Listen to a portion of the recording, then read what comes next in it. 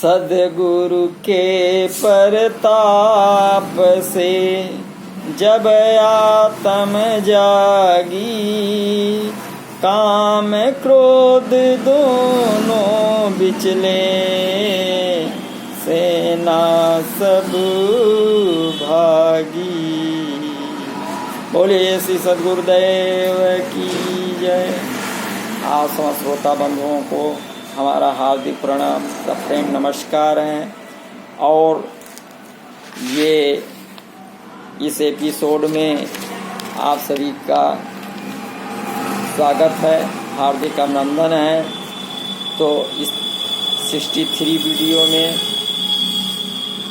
आगे श्री कृष्ण जी क्या बता रहे हैं, इस पर चर्चा की जाएगी। तो ये श्लोक है 40वां श्लोक अध्याय 4 का, जिसमें बताया गया आज्ञा चा अश्रद्धानः चा संशय आत्मा विनश्यति, ना अयं लोकः अस्ति ना परः ना सुखम संशय आत्मनः। किंतु जो अज्ञानी तथा श्रद्धा विहीन व्यक्ति शास्त्रों में संदेह करते हैं,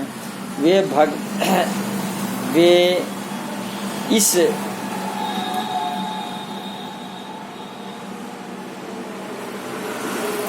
आत्मज्ञान को नहीं प्राप्त करते, अपितु नीचे गिर जाते हैं। संशय आत्मा के लिए ना तो इस लोक में और ना ही परलोक में कोई सुख है। तो जिस पुरुष का विवेक अभी जागृत नहीं हुआ है तथा जितना विवेक जागृत हुआ है उसको महत्व नहीं देता, और साथ ही जो अश्रद्धालु हैं, ऐसे संशय युक्त पुरुष का पारमार्थिक मार्ग में पतन हो जाता है। कारण कि संशयुक्त पुरुष की अपनी बुद्धि तो प्राकृत शिक्षा रहित है और दूसरे की बात का आदर नहीं करता, फिर ऐसे पुरुष के संशय कैसे नष्ट हो सकते हैं, और संशय नष्ट हुए बिना उसकी उन्नति भी कैसे हो सकती है। तो अलग अलग बातों को सुनने से ये ठीक है अथवा वो ठीक है, इस प्रकार संदेहयुक्त पुरुष का नाम संशय आत्मा है। तो इस प्रकार संदेहयुक्त पुरुष का नाम संशय आत्मा है। पारमार्थिक मार्ग पर चलने वाले साधक में संशय पैदा होना स्वाभाविक है, क्योंकि वो किसी भी विषय को पढ़ेगा तो कुछ समझेगा और कुछ नहीं समझेगा। तो जिस विषय को कुछ नहीं समझते उस विषय में संशय पैदा नहीं होता, और जिस विषय को पूरा समझते हैं उस विषय में संशय नहीं रहता। अतः संशय सदा अधूरे ज्ञान में ही पैदा होता है, इसी को अज्ञान कहते हैं। अज्ञान का अर्थ है ज्ञान का अभाव नहीं है, अधूरे ज्ञान को पूरा ज्ञान मान लेना ही अज्ञान है। कारण कि परमात्मा का ही अंश होने से जीव में ज्ञान का सर्वथा अभाव हो ही नहीं सकता।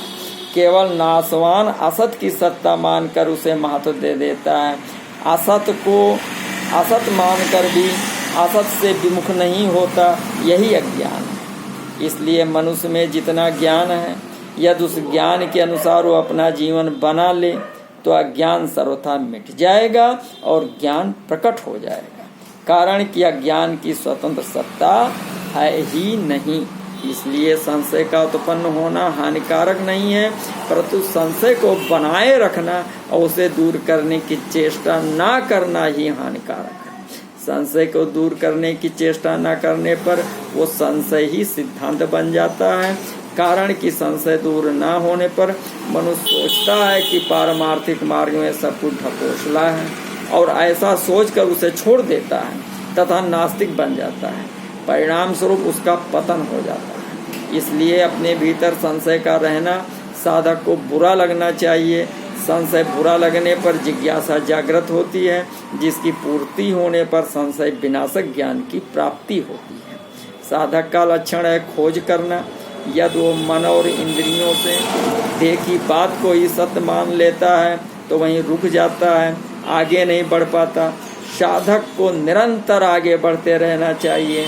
जैसे रास्ते पर चलते समय मनुष्य ये न देखे कि कितने मील आगे आ गए, प्रत्युत ये देखे कि कितने मील अभी बाकी पड़े हुए हैं, तब वो ठीक अपने लक्ष्य तक पहुंच पाएगा। ऐसे ही साधक यह न देखे कि कितना जान लिया, अर्थात अपने जाने हुए पर संतोष न करे, प्रत्युत जिस विषय को अच्छी तरह नहीं जानता उसे जानने की चेष्टा करता रहे। इसलिए संशय के रहते हुए कभी संतोष नहीं होना चाहिए, प्रत्युत जिज्ञासा अग्नि की तरह दहकती रहनी चाहिए। तो ऐसा होने पर साधक का संशय संत महात्माओं से, सद्गुरु देव जी से अथवा ग्रंथों से किसी न किसी प्रकार से दूर हो ही जाती है। संशय दूर करने वाला कोई न मिले तो भगवत कृपा से उसका संशय दूर हो जाता है। जीवात्मा परमात्मा का अंश है। ममैवांशो जीवलोक, इसलिए जब उसमें अपने अंशी परमात्मा को प्राप्त करने की भूख जागृत होती है और उसकी पूर्ति न होने का दुख होता है, तब उस दुख को परमात्मा सह नहीं सकते, अतः उसकी पूर्ति परमात्मा स्वतः करते हैं। तो ऐसे ही जब साधक को अपने भीतर स्थित संशय से व्याकुलता या दुख होता है, तब वो दुख परमात्मा को असह्य होता है। संशय दूर करने के लिए परमात्मा से प्रार्थना नहीं करनी पड़ती, प्रत्युत जिस संशय को लेकर साधक को दुख हो रहा है उस संशय को दूर करके परमात्मा स्वतः उसका वो दुख मिटा देते हैं। तो संशय आत्मा पुरुष की एक पुकार होती है जो स्वतः परमात्मा तक पहुंच जाती है। संशय के कारण साधक की वास्तविक उन्नति रुक जाती है, इसलिए संशय दूर करने में ही उसका हित है। श्री कृष्ण जी प्राणी मात्र के सुहृद हैं, सुहृदम सर्वभूतानां, गीता में बताया गया। इसलिए जिस संशय को लेकर मनुष्य व्याकुल होता है और वो व्याकुलता उसे असह्य हो जाती है, तो परमात्मा उस संशय को किसी भी रीति उपाय से दूर कर देते हैं। गलती ये होती कि मनुष्य जितना जान लेता है उसी को पूरा समझकर अभिमान कर लेता है कि मैं ठीक जानता हूँ, तो ये अभिमान महान पतन करने वाला हो जाता है। नायम लोकोवस न परो न सुखम न संशय आत्मना। इस लोक में ऐसे संशय आत्मा मनुष्य का वर्णन है जो अज्ञ और अश्रद्धालु हैं। तात्पर्य है कि भीतर संशय रहने पर भी उस मनुष्य की ना तो अपनी विवेकवती बुद्धि है और ना वो दूसरे की बात ही मानता है, इसलिए उस संशय आत्मा मनुष्य का पतन हो जाता है। उसके लिए ना ये लोक है, न परलोक है और ना सुख ही है। कुछ श्रद्धा, कुछ दुष्टता, कुछ संशय, कुछ ज्ञान, घर का रहा न घाट का, ज्यों धोबी का श्वान। तो संशय आत्मा मनुष्य का इस लोक में व्यवहार बिगड़ जाता है, कारण कि वो प्रत्येक विषय में संशय करता है। जैसे ये आदमी ठीक है या बेठीक है, ये भोजन ठीक है या बेठीक है, इसमें मेरा हित है या अहित है आदि। तो उस संशयात्मा मनुष्य को परलोक में भी कल्याण की प्राप्ति नहीं होती, क्योंकि कल्याण में निश्चयात्मिक बुद्धि की आवश्यकता होती है और संशयात्मा मनुष्य दुविधा में रहने के कारण कोई एक निश्चय नहीं कर सकता। जैसे जप करूं या स्वाध्याय करूं, संसार का काम करूं या परमात्मा की प्राप्ति करूं आदि। तो भीतर संशय भरे रहने के कारण उसके मन में भी सुख शांति नहीं रहती। इसलिए विवेकवती बुद्धि और श्रद्धा के द्वारा संशय को अवश्य मिटा देना चाहिए। दो अलग अलग बातों को पढ़ने सुनने से संशय पैदा होता है। वो संशय या तो विवेक विचार के द्वारा दूर हो सकता है या शास्त्र तथा सद्गुरुओं की बातों को श्रद्धा पूर्वक मानने से। इसलिए संशय तो पुरुष में यदि अज्ञता है तो वो विवेक विचार को बढ़ाए और यदि अश्रद्धा है तो श्रद्धा को बढ़ाए, क्योंकि इन दोनों में से किसी एक को विशेषता से अपनाए बिना संशय दूर नहीं होता। संपूर्ण भाव ये है कि ज्ञान हो तो संशय मिट जाता है, ज्ञान संच्छिन्न संशयम, और श्रद्धा हो तो भी संशय मिट जाता है। श्रद्धावानम लभते ज्ञान। परंतु ज्ञान और श्रद्धा ये दोनों ना ही हो तो संशय नहीं मिट सकता। इसलिए जिस संशयात्मा मनुष्य में ना तो ज्ञान यानी विवेक है और ना श्रद्धा ही है, अर्थात जो ना तो खुद जानता है और ना दूसरे की बात मानता है, उसका पतन निश्चित ही हो ही जाता है। श्री कृष्ण जी ने 33वें श्लोक में ज्ञान योग का प्रकरण आरंभ करते हुए ज्ञान प्राप्ति का उपाय तथा ज्ञान की महिमा बताई। जो ज्ञान गुरु के पास रहकर उनकी सेवा करने से होता है, वही ज्ञान कर्म योग से सिद्ध हुए मनुष्य को अपने आप प्राप्त हो जाता है। ऐसा बताकर श्री कृष्ण जी ने ज्ञान प्राप्ति के पात्र अपात्र का वर्णन करते हुए प्रकरण का उपसंहार किया। अब प्रश्न होता है कि सिद्ध होने के लिए कर्मयोगी को क्या करना चाहिए, तो इसका उत्तर श्री कृष्ण जी आगे के श्लोक में देते हैं। वो श्लोक है 41वां श्लोक। योग संन्यस्त कर्माणं ज्ञान सच्छिन्न संशयम् आत्मवन्तं न कर्माणि निबध्नन्ति धनंजयः। यानी जो व्यक्ति अपने कर्म फलों का त्याग करते हुए भक्ति करता है और जिसके संशय दिव्य ज्ञान द्वारा विनिष्ट हो चुके होते हैं, तो वही वास्तव में आत्मपरायण है। हे धनंजय, वो कर्मों के बंधन से नहीं बंधता, निबंधनन्ति। तो शरीर, इंद्रियां, मन, बुद्धि आज जो वस्तुएं हमें मिली हैं और हमारी दिखती हैं, वे सब दूसरों की सेवा के लिए ही हैं, अपना अधिकार जमाने के लिए नहीं। तो इस दृष्टि से जब उन वस्तुओं को दूसरों की सेवा में उनका ही मानकर लगा दिया जाता है, तब कर्मों और वस्तुओं का प्रवाह संसार की ओर हो जाता है और अपने में स्वतः सिद्ध समता का अनुभव हो जाता है।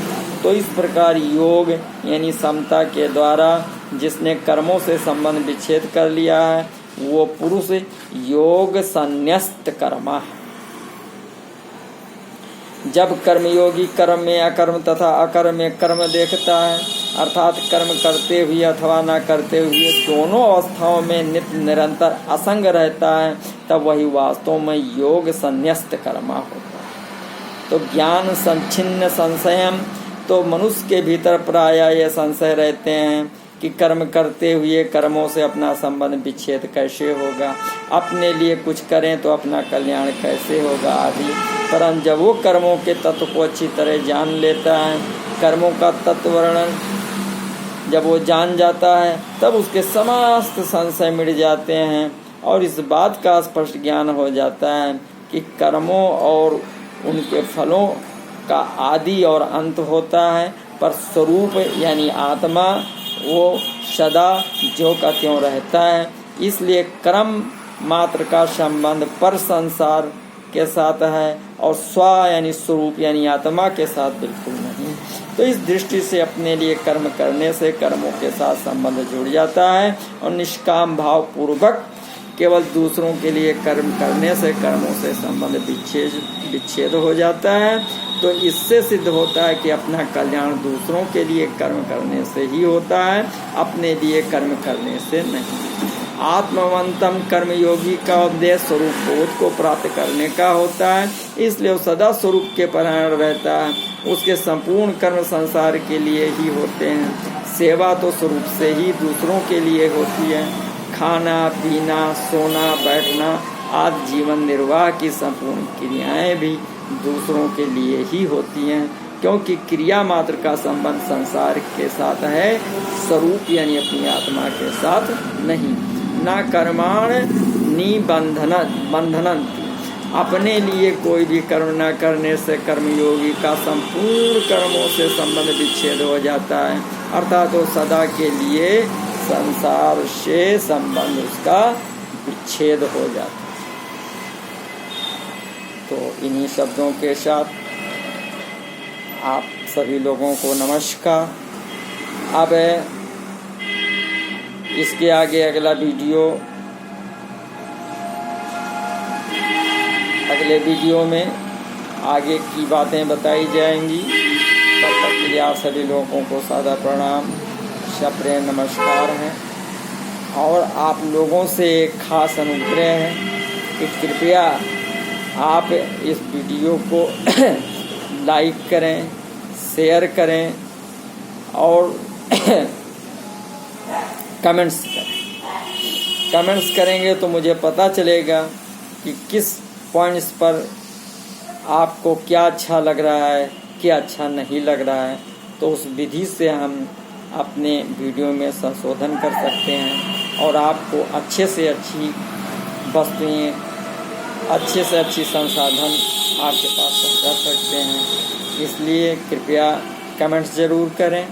और सबसे बड़ी बात है, आप लोगों से निवेदन है कि कृपया आप जो है वीडियो को, मेरे चैनल को जिन्होंने अभी तक सब्सक्राइब नहीं किया है वे सब्सक्राइब कर लें और बेल आइकन का बटन भी दबा दें, जिससे हमारे जितने भी वीडियो आते रहेंगे वो आपको प्रायोरिटी के रूप में आपको प्राप्त होते रहेंगे। धन्यवाद, नमस्कार।